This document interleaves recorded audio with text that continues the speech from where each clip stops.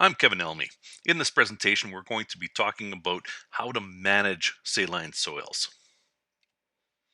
The first step we should take is we should define what a saline soil is. Ray Wheel has defined saline soils as soils dominated by neutral salts and a pH less than 8.5, whereas a saline sodic soil is defined as saline soils with high sodium concentrations. Sodic soils, on the other hand, are soils with high sodium levels but low soluble salt concentrations with a pH greater than 8.5. So this would be our salinitic soils. In this presentation, we'll just be talking about the saline soils. If the enemy is too much salt in our soil, how do we solve it? Number one, what's causing this salt to accumulate? Is this area of salinity new, or is it known as a potentially saline area, or has been saline in the past? Has the weather pattern changed? So are we getting more rain than normal, less rain than normal? How is that changing? Has our cropping management changed? Are we doing more tillage, less tillage? What crops are we growing? When are they using water? How much water do they use? What kind of root system do they have? Those will influence the salinity change. How deep is a water table? If we're dealing with a deep water table or a shallow water table. And then the other question is there a local body of water that is creating saline development? When we have the start of salinity, first of all, what we'll see is reduced plant growth and crop yield. That's going to be the first step, and that's what will alert us. The other thing we may see is some phosphate deficiencies in our crop. We will start seeing weeds like kochia and foxtail barley start to show their faces. We may see appearance of drought symptoms in in a year where the moisture is adequate, but we'll see these pockets where the plants are struggling. Now, the soil may or may not turn white as a stereotypical saline area. That white in the soil surface, will be determined by what kind of salt we have. So anything that tends to be a magnesium salt will leave a white crust on the surface, whereas a sodium salt will just be a black surface. When we start looking at these saline soils, we need to identify where this salt is coming from. Is it due to a hillside seep? And the hillside seep is where water, when we have a slope, and it could be within the field or it could, be over a large distance, where the water will seep into the soil, go through the soil, and then come up to the surface. And it doesn't have to be a low spot. It could be in the middle of a slope. It could be at the end. It could be close to the top. But we need to know where this water is coming from. We can have what they call a bathtub ring around the sluice.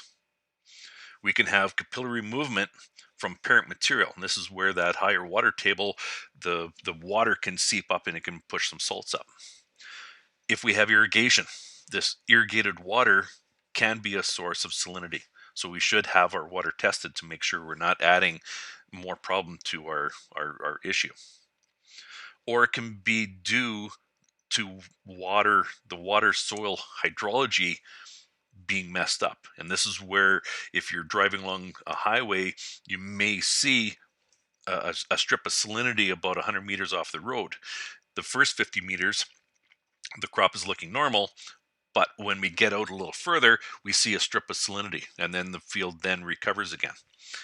This is once again, much like the bathtub ring where the water is being blocked. It's infiltrating into the ground and then pushing up further away from the, in this case, the road or the railroad tracks. And then we get this sign of salinity. Then the crop recovers, and the salinity is reduced. So when we start looking at managing the soils, so what do we have to do to start reclaiming these soils? The first thing we need to do is stop evaporation. So evaporation occurs when we don't have anything growing and the water leaves the soil surface. When the soil leaves the soil surface, the salts cannot evaporate also, so what will happen is those salts are left right at the surface. If we use evapotranspiration, then we have fixed the issue. When we have evapotranspiration, this is the evaporation from the plant leaves of the water vapor. In this case, the plant's roots are down into the soil. They're using the water before that water gets to the surface to evaporate. The plant then uses that water, and then the water then leaves the leaves through the leaves to the stomata. In this case, when the water is used in the soil, deeper in the soil, those salts are then stranded in the soil. Or in some cases, like sugar beets, the sugar beet will then take up that salt and then create a vacuole within the cell, the root cell, and store that salt in, so that the plant can then handle that salt, high salt soil.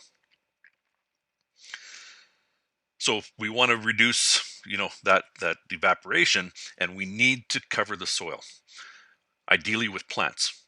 If it is that saline where nothing will grow, this is where we want to do is create a cover for that soil. In this case, what we'll want to do is, take some straw bales, something with a wide carbon to nitrogen ratio, and anything with a wide carbon nitrogen ratio is going to rot slowly. Something with a tight carbon to nitrogen ratio, so alfalfa bales, something that's green and young, will rot down very quickly. We want to create a blanket over that soil, so this way that water doesn't have a chance to evaporate. We want to then get more plants, more seeds seeded into that to try and get something established to get it growing. We need to stop the salts being deposited at the soil surface. We need to be able to push those down, and that's through infiltration. The other thing we want to do is we want to bring up calcium, increase the calcium in these areas. When we have calcium being reintroduced to these systems, in these systems are, especially when we're dealing with a high sodium concentration in these areas, the sodium then overwhelms the exchange sites, the cation exchange capacity on these particles. And what we want to do, because sodium is a positive 1 charge in the soil, calcium is a positive 2, we want to bring up more calcium, and that calcium is going to be held onto these exchange sites on the clay in particular. It takes up 2, so this way it helps to flocculate or fluff up that soil. When we do that, then the sodium is now available in the soil solution, and then it's able to leach away. We can add a calcium fertilizer, but when we start doing that, there is the potential of messing up the things like phosphate. The calcium can then bond with the phosphate and start reducing numbers there. So it's a little scary from that standpoint. Whereas when we use plants, and where the calcium is located in plant cells, and the plant cells is normally a very large proportion is in the cell walls. So the more cell walls we have growing in the soil, the more calcium we're bringing up. So when we have a big root like a tuber crop, like a beet, a turnip, a radish, that's going to have a significant amount of calcium that it is bringing up and storing and being able to release back into the soil.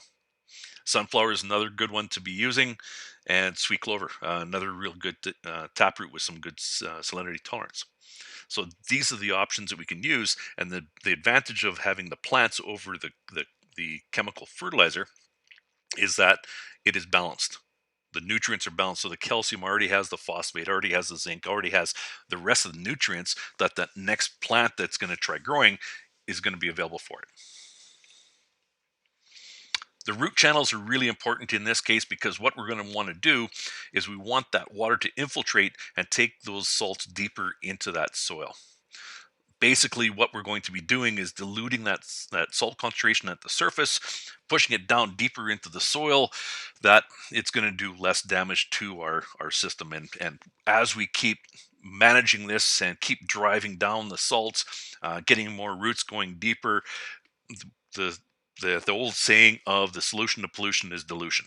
So what we're doing is diluting those salts, pushing them down deep, and managing them for the future, so that this way they don't want to keep pushing up and creating issues for you. The other thing with these deep tap roots is they're using water deep in the profile. So once again, just it's making that system work for us. Like I said, the root channels, it allows that excess salts to leach down into the soil. And the real fun thing with nature is, as we get roots, we get root exudates, we get biology, then we create more and more soil structure. And with that soil structure, things just start working so much better for us. Because as those root exudates get released, producing more biology, the biology needs somewhere to live, so they create homes for themselves. So it aerates that soil, aggregates the soil. We're starting to get that system fixed. I talked about earlier about hillside seeps or bathtub ring around sloughs. We need to then identify where this water source is coming from. So in this in the illustration on the right, in this case, we talk about the Dr. Henry talks about the bathtub ring effect. So that in this case, we have a slough. So a slough accumulates runoff water. Water is sitting there. Water then slowly infiltrates into the soil, and then the water will start pushing out east and west instead of up and down. And when it moves out, then it starts, through capillary action, starts coming back up. Then when it comes to the surface, evaporates, and now we have a salt issue. Around this bathtub ring, right near the water, so there's going to be a strip between the water and where the salinity starts showing up, where there's going to be, in quotes, normal crop production. And this is where, if we know that the water is going down into the soil, going over, and then coming up, we need to have some deep rooted perennials growing in that place where there's normal crop production to intercept that water, use that water to keep the salts down, so then we can reclaim those bathtub rings. And that is, once again, we're going to be losing a little bit of cropland, but what we're going to be losing is going to be that good stuff right around the slough, but we're going to be gaining the saline area that we've lost anyways. So that's one of the strategies there. For the hillside seep, once again, we need to know where the water's coming from, and grow some deep rooted perennials to use that water. It's intercepting water. So it's not a soil problem per se, it is a water vector issue. So we have to know where this water is coming from, and use it before it gets to the surface. Now, when we start talking about saline tolerant species that we can be using in these areas, sweet clover is very tolerant to a lot of the salinity. And what I like about the sweet clover, it's a biennial. So if we can get it established that first year, it keeps growing right through the fall, keeps using water. Then when the spring runoff stops, it's still going to be there and growing and using water. So this way, it's going to help, number one, keeping that root channel, using water, making the system work. Chicory is another one that I've seen that works quite well in salinity, not as tough as sweet clover, but it's something where a little different root structure. It's not a legume, so this way it's going to be able to go in, and in these areas with salinity, if you did a soil test, besides the fact that your electric conductivity is through the roof, but normally your nitrogen, phosphate, potassium, sulfur tends to be quite high, because if you've been farming it, we've been putting inputs and we're not taking anything out. So having the chicory not being a legume, it has some advantages in there. Once again, it's a biennial, so it's not too much of an issue for long-term contamination. But we also want to have some grasses in there, so this way we can start supporting this mycorrhizae, getting some fiber in there, getting some cover, some ground cover, so that this way we can start getting some soil armor on it. So something like perennial ryegrass, Russian wild rye, slender wheatgrass, tall wheatgrass, and tall fescue. When we start looking at whether we're going to be potentially grazing it, or just looking for ground cover or haying it, This is where using the right species is going to be important, because if we start using something like tall wheatgrass, it can grow in a lot of tough places, but not a lot of things will want to eat it if it gets too mature. So we have to watch palatability as the next thing. So if we're just looking for ground cover, awesome plant. If we're looking for actual feed, yeah, could be some other options. Some of the broadleafs you can use are sugar beets, the fodder beets, turnips, radish, sunflowers, and safflower. Some of the crops that we can be growing are fall rye and barley. Those are your more saline tolerant species. And I also like including in these mixes a moderately tolerant species to add into these mix. And the reason why I want to do that is it's going to be a marker plant. So when we start seeing a plant like Phacelia, we put a little bit of Phacelia in, it's relatively cheap per acre. And when we start seeing the Phacelia growing there, number one, it's a really great plant for producing the soil aggregation very quickly, creates good soil structure. But it's also fair tolerance to salinity. So when it starts growing somewhere, not only is it building soil structure for you quicker, but it's an indication that that area now the electric conductivity has dropped. So we that's a win. We're starting to see a win there. So it's to have something like that in there really is a quick marker. So as quick summary, not all salt is bad. So if we keep going in and trying to manage this so that we're at zero for a salt, you have to remember that a lot of the fertilizers we put down are salts.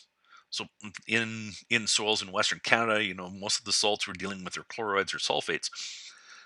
So we need some. And so the whole analogy is it's the amount of the salt that is in the soil that is potentially bad. And there could be a time where we have too little salt in our soils, but most of the time we're dealing with too much.